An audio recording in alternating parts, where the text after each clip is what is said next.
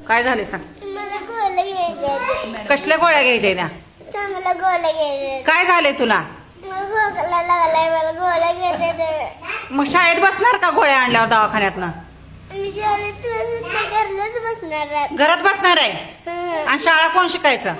मला कोणी बी शाळेत नाही शिकायला दिली.